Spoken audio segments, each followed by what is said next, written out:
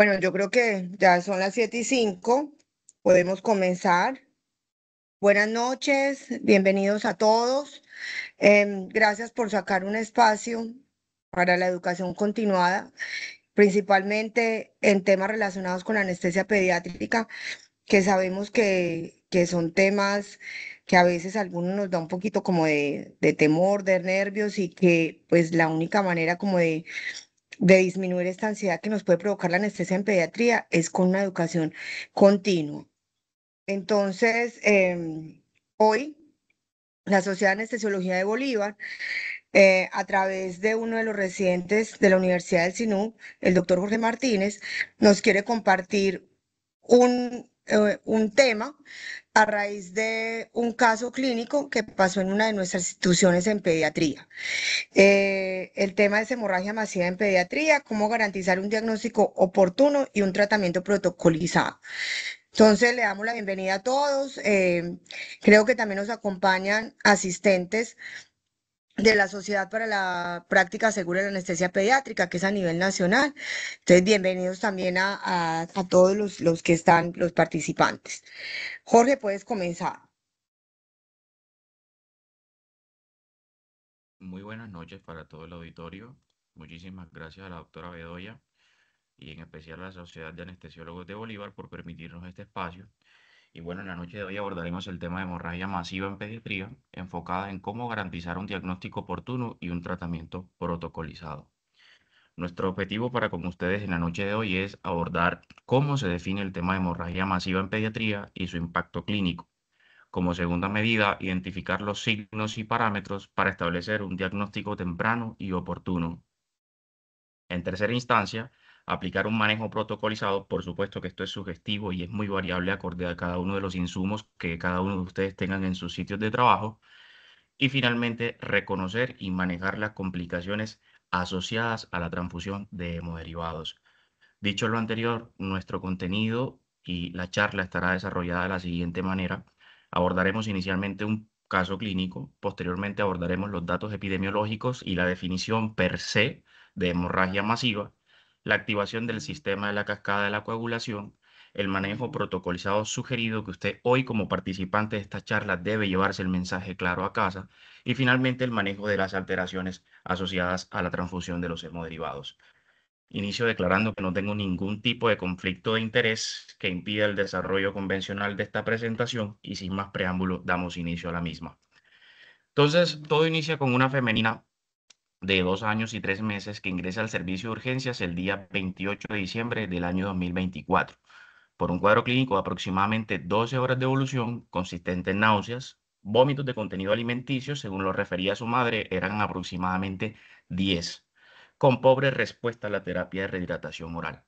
Posteriormente, esta paciente se agrava, presenta deterioro del cuadro dado por somnolencia, letargia y dolor abdominal difuso de predominio en los cuadrantes derechos.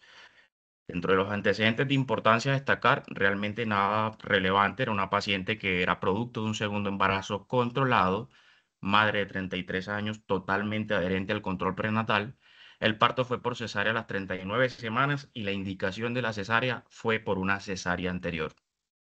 El peso al nacer fue de 3.170 gramos y no hubo deterioro del Apgar en el nacimiento. Dentro de los hallazgos del examen físico, pues llama la atención el aumento de las cifras tensionales por encima del percentil 95 en pediatría. Recordemos que era una paciente de 2 años. Los datos sugestivos de irritación peritoneal a nivel abdominal que debatía con distensión abdominal, defensa abdominal y de predominio en hipocondrio derecho. Y por supuesto el deterioro neurológico dado y manifestado por somnolencia, letargia y la palidez mucocutánea generalizada. Los exámenes de ingreso, según lo refiere el médico pues, que realiza la atención inicial, reportan un síndrome anémico sin alteración de las otras líneas celulares, con una hemoglobina de 7, pero tenía aumento del calcio con un... Falta de cerebro, creo que sí. De tipo C, por Y, cable tipo C. hola, ¿se escucha Pedimos bien? el favor que cerremos los micrófonos, si son tan amables, por favor.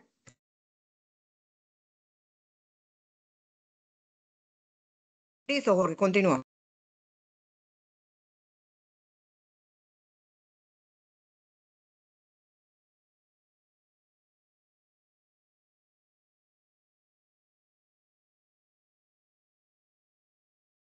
No se escucha. Jorge, se nos perdió el audio. ¿Me estás escuchando?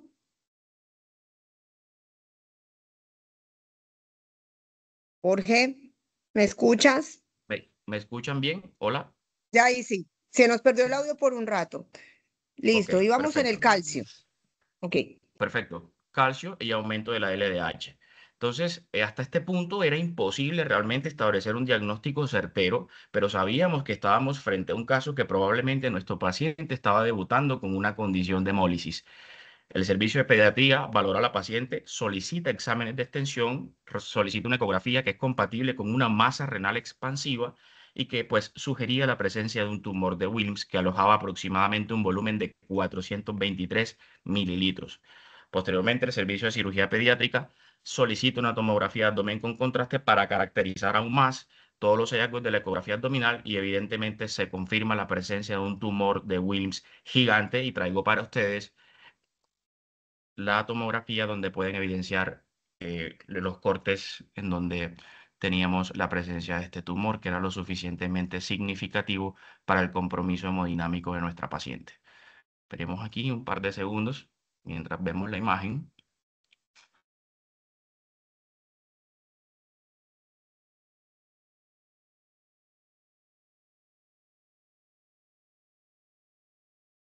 Miren ustedes todo el compromiso que tenía. Era totalmente expansivo. Falta el otro corte. Ok, listo.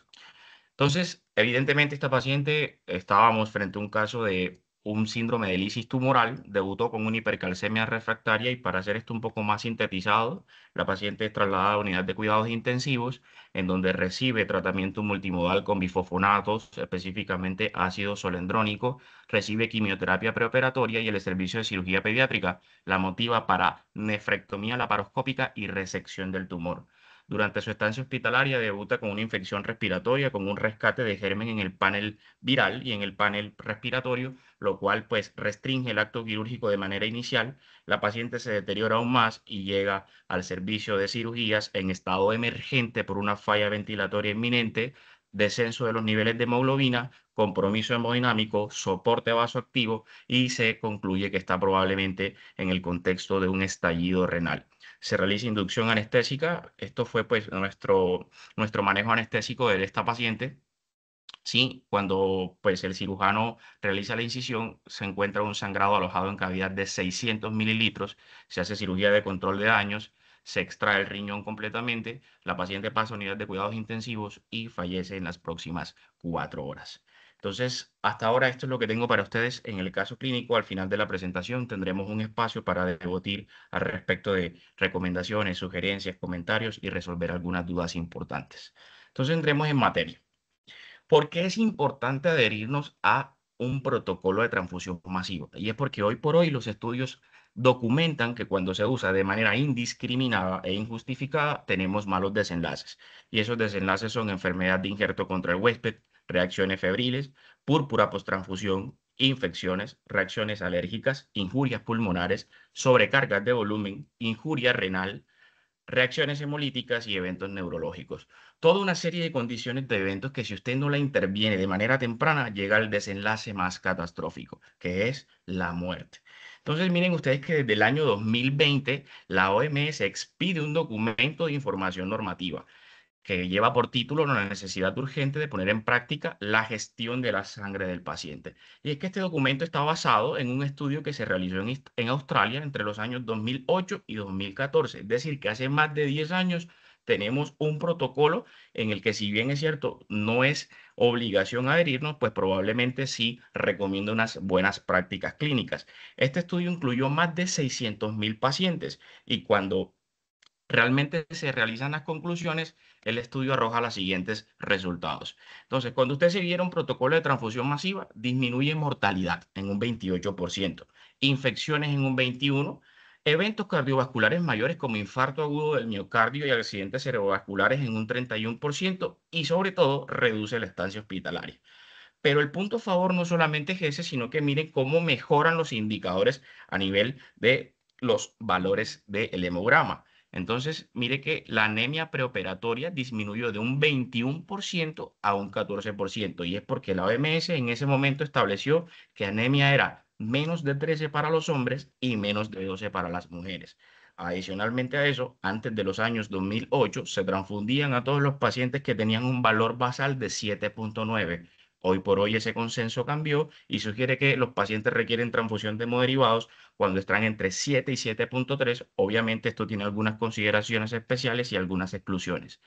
Y este otro punto que me parece bastante importante, que es la transfusión de una sola unidad, porque realmente en muchos sitios, no en todos, pues encontramos que de manera automatizada pedimos reservar y transfundir 2 unidades de glóbulos rojos, como si realmente la transfusión de una sola unidad no estuviera justificada ni mostrara resultados benéficos significativamente. Y este estudio concluye que realmente sí hace una buena praxis transfundir una sola unidad siempre y cuando su paciente tenga criterio de hacerlo.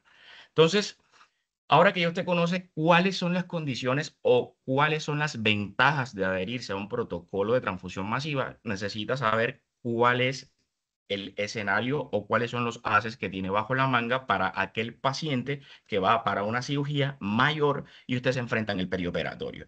Entonces, aquí tenemos 3 escenarios: el preoperatorio, el intraoperatorio y el posoperatorio. Y los 3 arsenales que están disponibles para su conocimiento son la optimización de glóbulos rojos, la minimización del sangrado y la optimización de tolerancia a la anemia.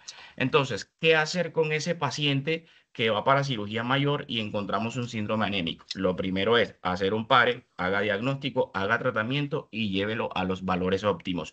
¿Cuánto es el valor óptimo? Pues esto es variable a cada tipo de cirugía. Para cirugía cardíaca se estima que el punto es 10 de hemoglobina y un hematocrito por encima de 30. Para otro tipo de cirugías, como por ejemplo nefrectomía, cirugía de tórax y que posiblemente requieren transfusión masiva, tenga hemoglobina por encima de 9 y hematocrito por encima de 27. Este paciente debe mejorarle la eritropoyesis y sobre todo evitar la anemia inducida por medicamentos. Eso en cuanto a la optimización de glóbulos rojos. En cuanto a las técnicas de minimización de sangrado, lo primero es haga un equipo mancomunado con su cirujano y establezca la condición que su paciente tiene alto riesgo de sangrado, establezca normotermia, use los agentes hemostáticos, evite las pérdidas sanguíneas y sobre todo calcule muy bien las pérdidas permisivas para abordar de manera temprana el síndrome anémico y el sangrado agudo en su paciente. Y finalmente, la tolerancia a la anemia es muy sencilla, se debe hacer garantizando aporte y consumo de oxígeno. ¿Y esto cómo lo hace? Garantizando hemoglobina y gasto cardíaco. Muy probablemente aquí usted va a requerir monitoría invasiva porque va a requerir la monitorización de saturación venosa central, gasto cardíaco, delta de CO2, cociente respiratorio, gases arteriales, lactato, entre otros. ¿Listo? Entonces, hablemos de las definiciones. ¿Qué es eso de hemorragia masiva? Para hablar de hemorragia masiva, lo primero que tenemos que hacer es definir la volemia efectiva en pediatría. Y esto va por grupo etario. Entonces, en los recién nacidos pretérminos es de 90 a 100 mililitros por kilo. En los recién nacidos a términos, hasta los 3 meses, de 80 a 90 por kilo. Los mayores de 3 meses, mayor de 70 por kilo. Y en los obesos, 60 mililitros por kilo. Y una definición universal que involucra todo el espectro de hemorragia masiva es que es una condición que amenaza la vida y requiere la transfusión urgente y masiva de hemoderivados. Usted se preguntará, pero entonces, ¿cuándo estamos frente a un caso de hemorragia masiva? ¿Cuánto tiene que perder mi paciente? Y la respuesta está aquí en esta presentación. Tiene 2 consideraciones, una atendiendo los parámetros clínicos y una atendiendo la temporalidad. Cuando hablamos de parámetros clínicos, usted tiene que tener en cuenta 2 escalas, una que es la del ATLS y otra que es la escala ABC. Todo paciente que califique estadio 3, 4 en la escala ATLS es una hemorragia masiva. Y todo paciente que tenga más de 2 puntos en esta escala ABC es un sangrado masivo. Conclusión: todo paciente que pierda más del 30% de la volemia, que haga hipotensión, taquicardia, compromiso del estado de conciencia, compromiso del ritmo diurético y requiera grandes cantidades de volumen, es un paciente que está en un shock hipovolémico y requiere la activación del sistema de emergencia. Eso en cuanto a los parámetros clínicos. En cuanto a los parámetros de temporalidad, miren ustedes, cuando se pierde más del 10% de la volemia en 10 minutos, 50% de la volemia en 3 horas, una volemia en 24 horas o definitivamente cuando usted tiene un paciente en cirugía, le transfunde 4 unidades en 1 hora y sigue sangrando. ¿Listo? Existen otros conceptos que pues son variables acorde a los estudios donde revisemos y pues es acorde a cada uno de los escenarios y de las etapas de la vida. Simplemente es modificar realmente el volumen o la volemia efectiva acorde al tipo de sangrado. Y una consideración especial requieren aquellos pacientes que tienen coagulopatía documentada, especialmente esos que tienen traumas craneoencefálicos y probablemente, aunque no tengan criterio por hemoglobina y hematocrito de transfusión, si usted tiene prolongación de los tiempos de coagulación y alteración del fibrinógeno, requiere la administración de plasma fresco congelado. Listo. Entonces, ahora ya usted sabe por qué adherirse a un protocolo, sabe que es una hemorragia masiva, sabe cuáles son las armas que tiene cuando se enfrenta a una hemorragia masiva. Ahora, ¿cuándo activar el sistema? Entonces, lo primero es activarlo cuando se realice el diagnóstico. ¿Quién tiene que hacerlo? El médico responsable del paciente. Y aquí coloco un asterisco porque realmente no es solo el médico. Si realmente, pues, el enfermero es el que está manejando el paciente en una unidad de pacientes que tienen riesgo de sangrado masivo, está en toda la potestad para activar el sistema. Y lo tercero es siempre llevar consigo el pack de extrema urgencia, que en los adultos está constituido como 4 unidades de glóbulos rojos, un pool de plaquetas y 600 mililitros de plasma fresco congelado. En los niños, por supuesto, hay que ajustarlo según el peso. Ojo que no hay que esperar el plasma para iniciar el resto de los hemoderivados. Eso es fundamental.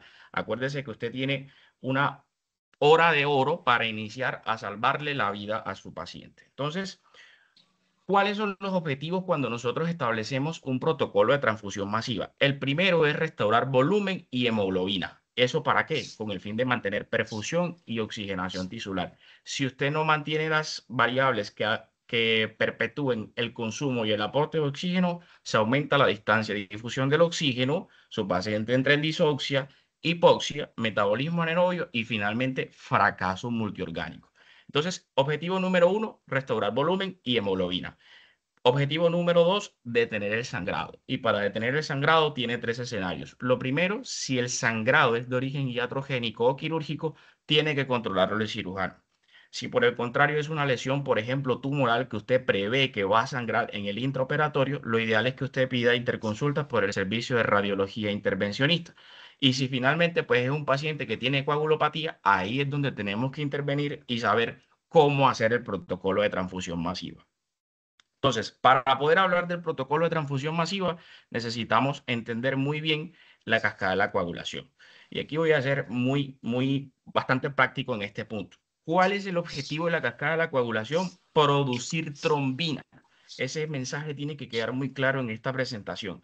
Entonces, tenemos 2 escenarios o 2 vías, una vía intrínseca y una vía extrínseca. La vía intrínseca empieza con un daño de superficie, un daño tisular, hace que se libere el factor 12. El factor 12 activado estimula el factor 11. Este factor 11 activado estimula el 9 y el 9 en unión con el 8 establecen o forman la primera tenaza de la cascada de la coagulación.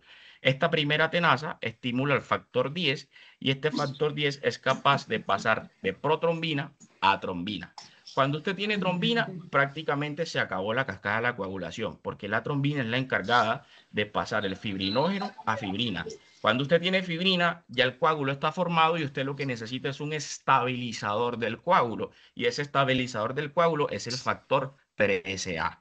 Y ahí tienen ustedes la vía intrínseca de la cascada de la coagulación. Cuando hablamos de la vía extrínseca, pues es algo muy parecido a la intrínseca. La diferencia es que aquí tenemos un trauma, el factor activador de plaquetas y el factor tisular estimulan al 7, el 7 estimula al 10 y sigue la misma vía anterior. Entonces, recuerden ustedes que para que se activen los factores necesitamos unos cofactores y esos cofactores en más de una oportunidad son los fosfolípidos y el calcio. Entonces, si bien es cierto, hoy por hoy existen nuevos modelos de la cascada de la coagulación, como el modelo de Monroe, y puede que este no represente la fisiología real realmente de la coagulación, pero es útil para entender que podríamos evaluar la vía intrínseca con el TPT y la vía extrínseca con el TP.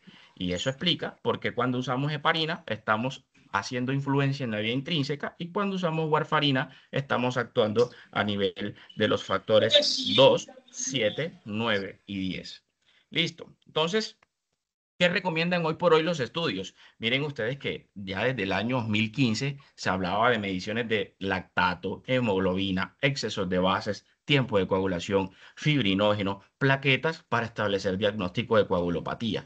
Y aquí dice que se recomienda la utilización de los test viscoelásticos. Miren ustedes, 2015, es decir, más de 10 años donde nos están sugiriendo que usemos los test viscoelásticos para detectar de manera temprana la triada letal. Ahora bien, ¿por qué coloco esto en interrogante? Miren que incluso desde el año 2021 esa tríada letal fue modificada para la pentada mortal, donde se incluye hipocalcemia. Le acabo de explicar claramente que el calcio juega un papel importante en los factores de la coagulación, y por supuesto la hiperglicemia, que en el contexto de un paciente de sangrado masivo se enfrenta a todos los estreses oxidativos, fosforilación, metabolismo anaerobio, entre otros. Entonces, todos los estudios apuntan al uso temprano de los test viscoelásticos, uso de los tiempos de coagulación, tiempos de recuento plaquetario y finalmente una medición estricta del fibrinógeno. Dicho lo anterior, entonces deberíamos estar en una balanza entre un estado trombótico y un estado trombofílico, y la única forma de saberlo es haciendo un test viscoelástico, ya sea tromboelastografía o tromboelastografía rotacional.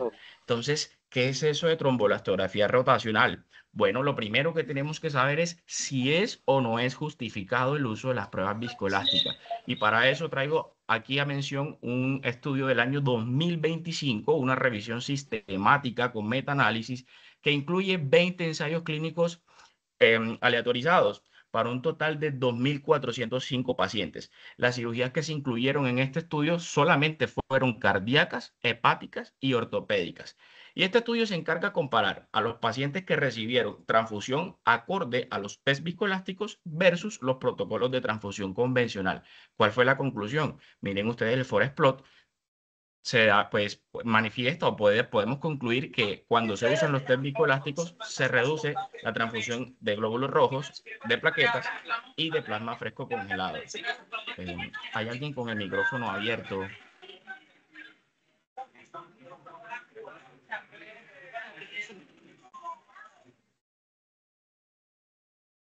¿Me escuchan? Ya. Sí, te escuchamos, Jorge. Perfecto. Listo. Entonces, ¿qué concluye esta gran revisión sistemática con metaanálisis? No hay evidencia sobre el uso de test viscoelástico que infiera directamente en la mortalidad, pero sí se sabe que disminuye la transfusión de los hemocomponentes, específicamente glóbulos rojos, plaquetas y plasma fresco congelado. ¿Listo?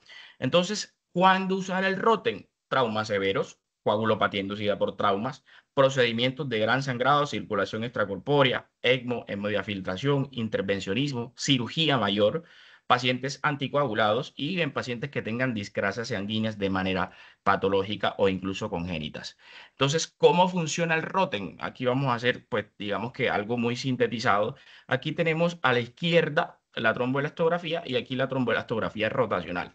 Es muy sencillo. Tenemos un equipo que tiene una copilla y que tiene un pin en el centro. En el caso de la tromboelastografía, se aplica la sangre en la canastilla y la canastilla rota en sentido horario, y lo que hace es que hay una asociación entre el componente estático y el componente móvil. Se aplica la sangre, se dan una serie de vueltas y se produce el coágulo. Listo, es muy sencillo. Eso está conectado a un software y el software le muestra los valores de un temograma que ahorita vamos a detallar.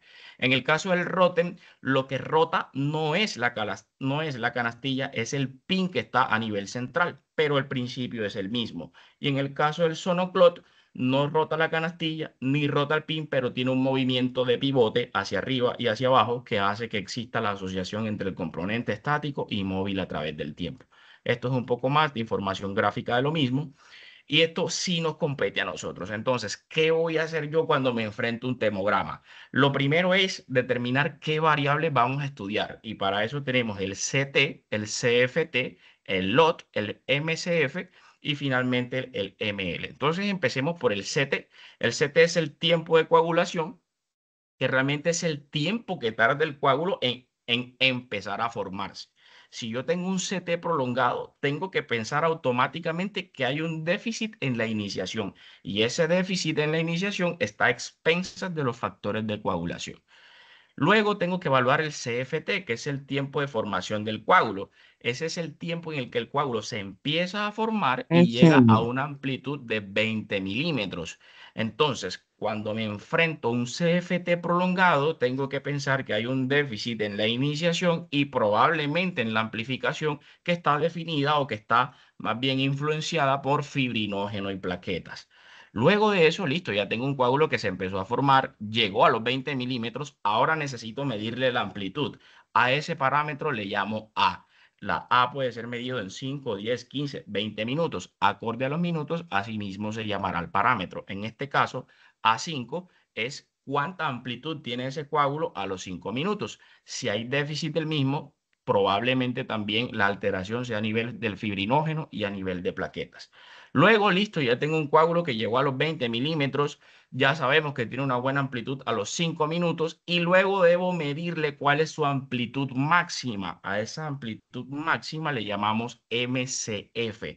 Y este MCF también está influenciado por enzimas del fibrinógeno, de plaquetas y sobre todo los factores externos de la coagulación. Luego ya tengo un coágulo que se formó, se amplificó, llegó a su máxima capacidad y a su máxima firmeza, entonces tengo que ver cuándo empieza a degradarse. Cuando se empieza a degradar, en ese momento evaluamos el LOT. ¿Listo? Que está determinado por enzimas fibrinolíticas.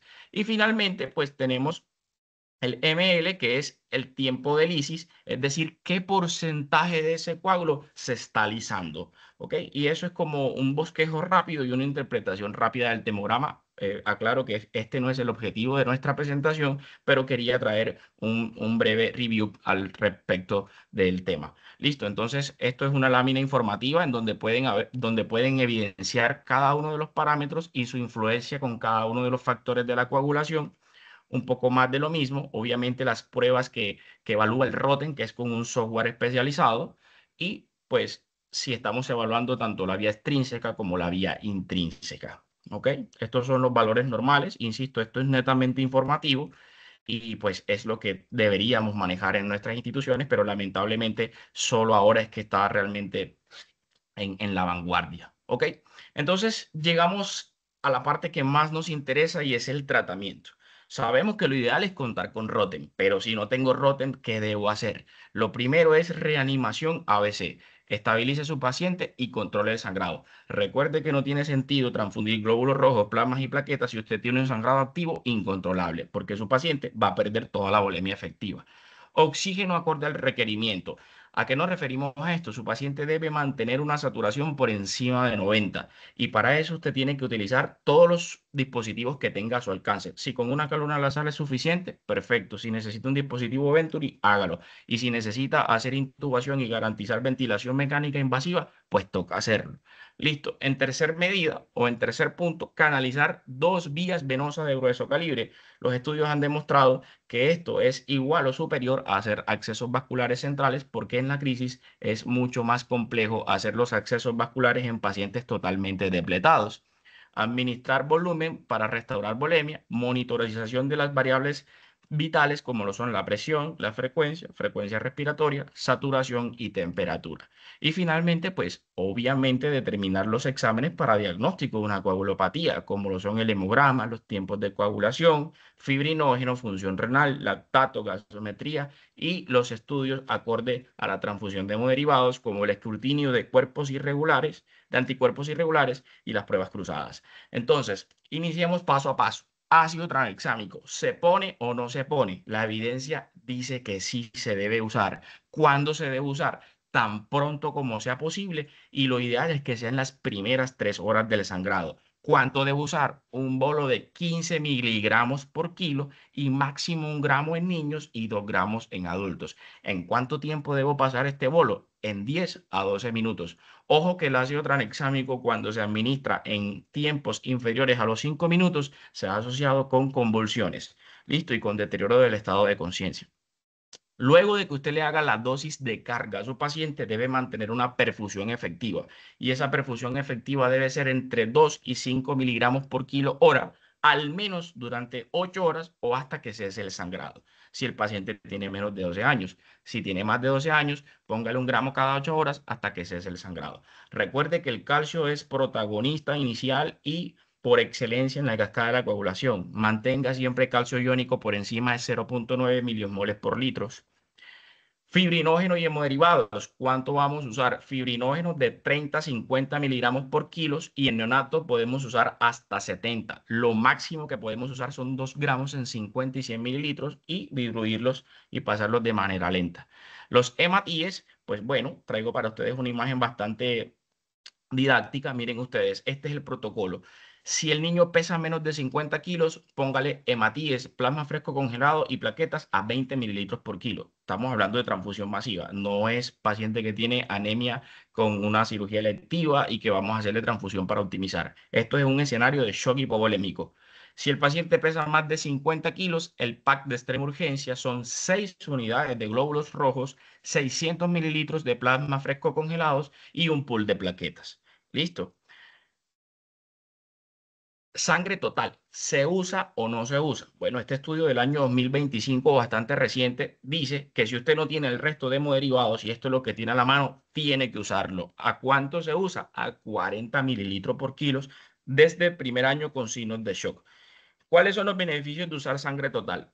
Lo primero es que, pues, obviamente va a mostrar un beneficio con respecto a la resolución de la coagulopatía e incluso el shock, siempre y cuando usted no tenga el resto de hemoderivados y no tenga pruebas y test viscoelásticos que le dice cuál es el elemento que hay déficit en ese momento y que debe corregir. ¿Hay menor riesgo de complicaciones por errores humanos? Pues claro, porque en ese momento usted no tiene que estar pensando si va a poner plasma, si va a poner glóbulos rojos, si va a poner crioprecipitado. Simplemente es poner la sangre total a 40 por kilo, ábrale la llave y va pasando.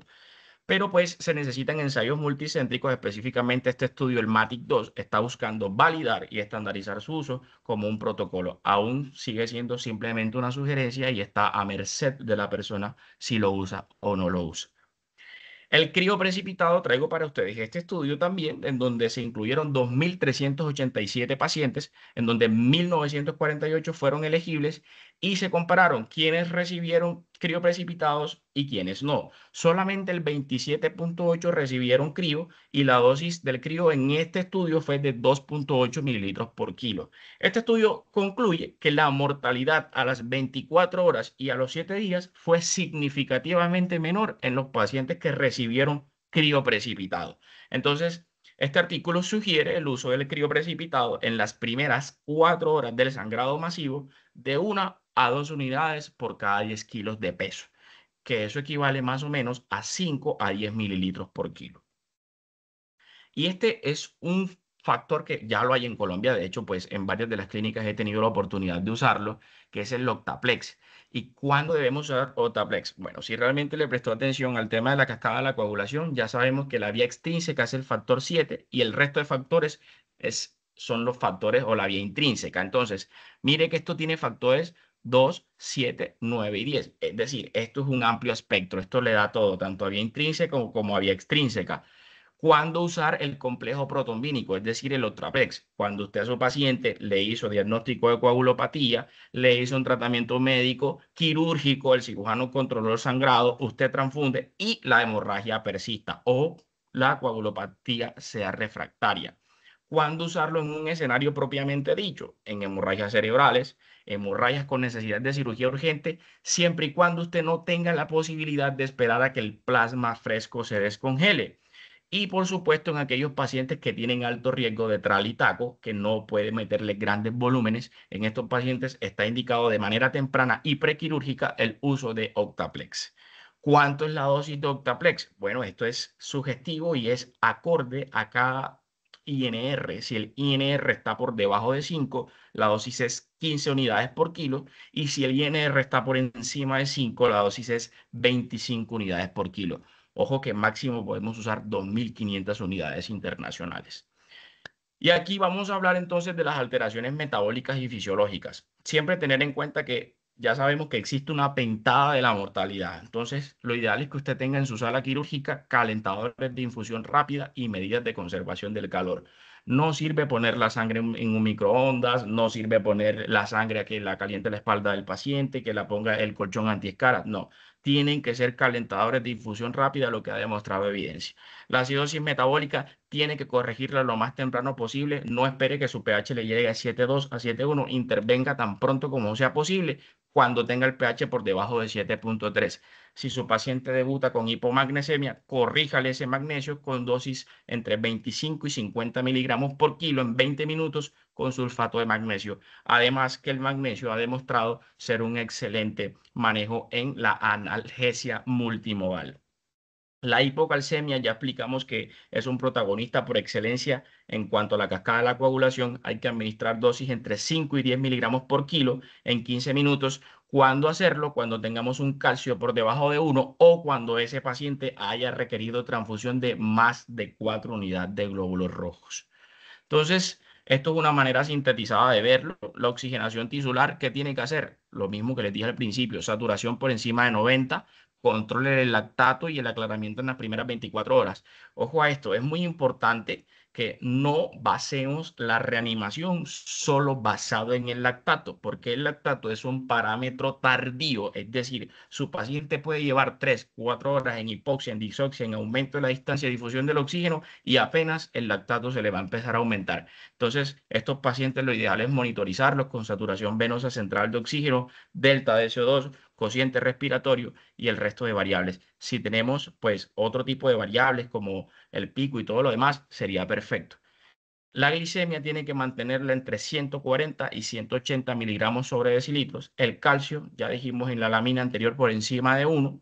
El equilibrio ácido-base, lo ideal es usar soluciones isotónicas. Si por alguna razón llega a requerir coloide, el único indicado es el hidroxietil starch. El resto han demostrado que aumentan la mortalidad y la temperatura debería estar entre 35,5 y 36 grados centígrados. En cuanto a la hemostasia, pues obviamente todos los estudios apuntan a que se debe corregir basado en los test o pruebas viscoelásticas y en alteración de las pruebas de la coagulación. Hacer manejo temprano con plasma fresco congelado si hay alteración, obviamente, en el ROTEN, que es el que hay en Colombia.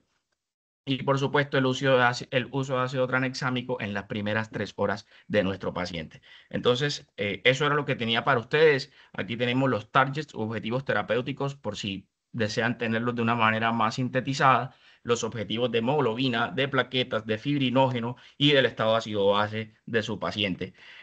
Quedo atento a cualquier tipo de comentarios, sugerencias, preguntas y muchísimas gracias por la atención y el espacio prestado.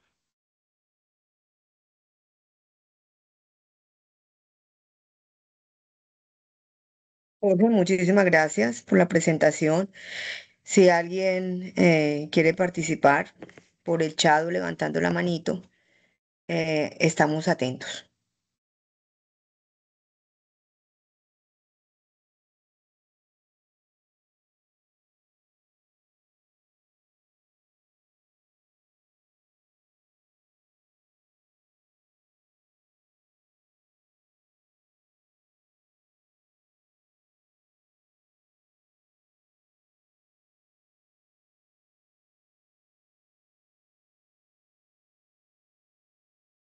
Bueno, Jorge, yo tengo una pregunta. Mientras en un escenario como el niño que se tuvo, que se presentó, los líquidos, empiezo la reanimación con líquidos, ¿cuánto es lo máximo hasta que me llegue la sangre? Porque en ese momento pues no se sabía que el paciente estaba con un choque hemorrágico. Entonces cuando se abre y se ve que el paciente está hipovolémico y que tiene un sangrado de 600, que era mucho más que la pérdida permisible, ¿cuál es la recomendación? ¿Hasta cuándo Claro le que sí, pongo doctora. líquidos? ¿Cuánta cantidad?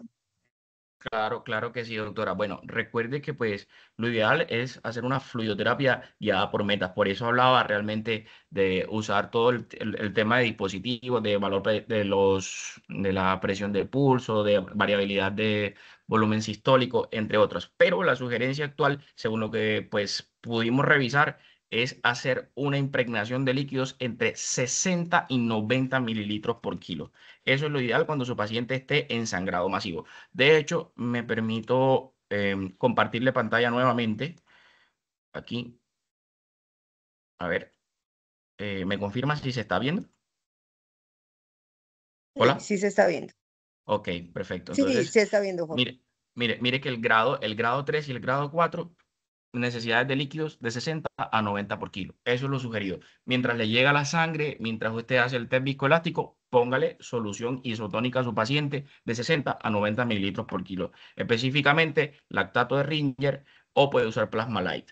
Si llega a necesitar un coloide, vuelvo y le digo, lo ideal es usar el hidroxietil starch, que es el que ha demostrado que pues, es el apropiado en este tipo de casos para expandir, porque el resto están asociados con aumento de falla renal, aumento de la mortalidad, porque son macromoléculas y no se pueden eliminar de una manera muy prolija.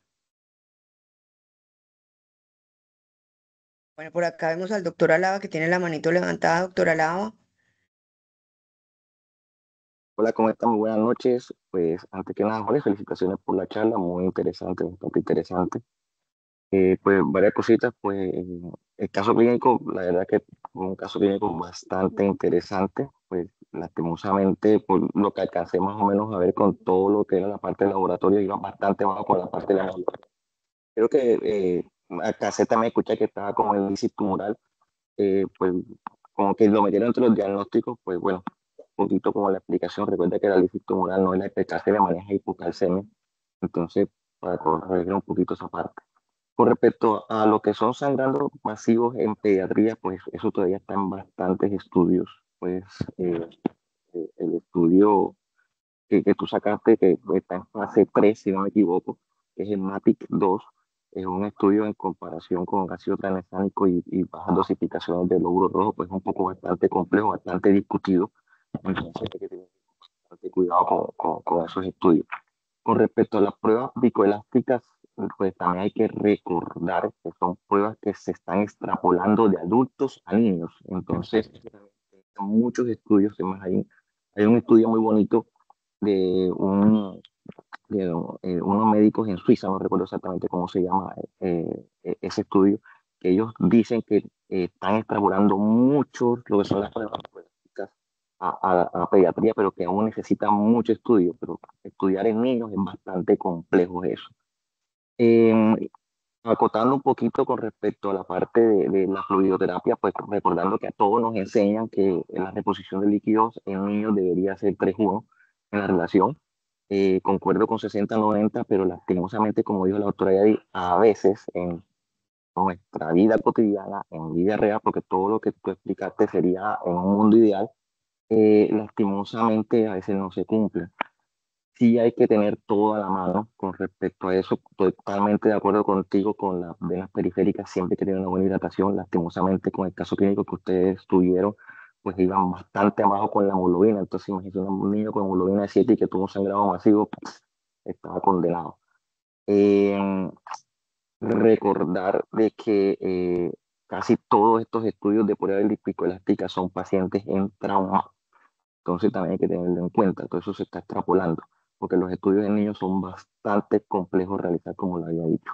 Pues más que nada como que para traer a colación eso y nuevamente felicitaciones, Jorge, porque es un tema bastante interesante y que pocos se meten a hacer con respecto a transfusiones en niños. Ya dijo la doctora Yadi, pues son poquitos los anestesiólogos como que dan anestesia pediátrica, pero es un mundo muy bonito y hay que tenerlo en cuenta para, para futura charla y lo que quieran con respecto a lo que sea pediátrica, todo lo que dijo Jorgito, métalo a la cuenta porque igual todavía se está estudiando bastante. Muchísimas gracias, profe. Recibimos con gran aprecio y valor sus comentarios. Y pues claro, sin duda alguna, estos son los espacios en donde permitimos crecer un poco más y también pues comentar algunas prácticas de cada uno. Sin duda alguna, es un tema totalmente amplio y aún está en estudio. El tema de los test viscoelásticos, si bien es cierto, está bastante estudiado en adultos, en niños aún no está una normativa per se, pero pues bueno, digamos que en el contexto lo ideal es que si se tienen, deberían usarse. Y pues con respecto a lo del síndrome de lisis tumoral, claro, profe, totalmente de acuerdo, claro que sí. De pronto, pues por cuestiones de tiempo no lo mencioné en la charla. Este paciente, este caso lo tuvimos en abril, pero no sé si alcanzaron a escuchar que en la charla esa paciente consultó el 28 de diciembre, es decir, que su estancia hospitalaria fue aproximadamente 4 meses. De hecho, en algún momento cuando el calcio descendió a los niveles no basales ni no normales, pero sí estaba en 13 aproximadamente, y en donde estaba motivada para la nefrectomía laparoscópica, en ese momento debuta con una infección respiratoria que contraindica la cirugía en ese momento, pues por el alto riesgo de complicaciones en el posoperatorio.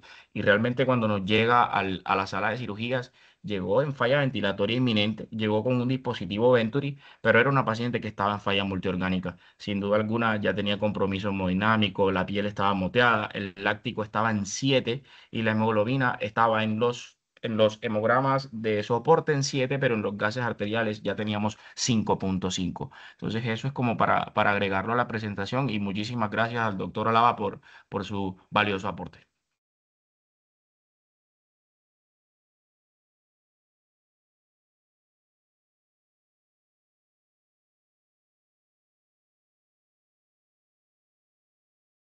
¿Alguien más que quiera compartir sus experiencias, dar sus aportes? Ese es el espacio. Aprovechemos.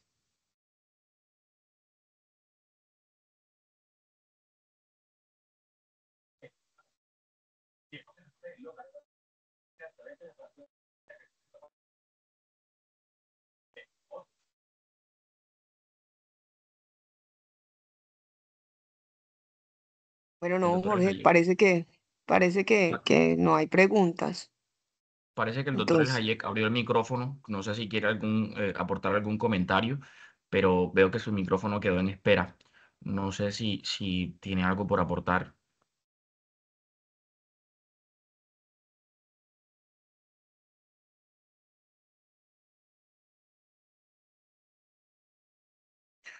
La presentación la pueden encontrar disponible. Pueden, pues ahí al final de la presentación puse mi correo electrónico, o si no, se pueden comunicar directamente con Jamie para que pues la tengan en su poder los que deseen. No hay ningún tipo de problemas al respecto. va a quedar en la página de la Sociedad de Bolívar, Listo, doctora. publicada, Muchísimas gracias. para que visiten la página de YouTube de nosotros, de SADEF. Bueno, Jorge, no, te agradecemos mucho. Mil gracias por el espacio, muchas gracias por compartir el caso que se tuvo allá en la institución y gracias pues por la revisión. Doctora, las gracias a ustedes y a todos los participantes por compartir este espacio. Y bueno, quedamos atentos a próximos eventos y al resto de conferencias. Muchísimas gracias y que tengan feliz noche. Feliz noche para todos. Feliz noche, gracias.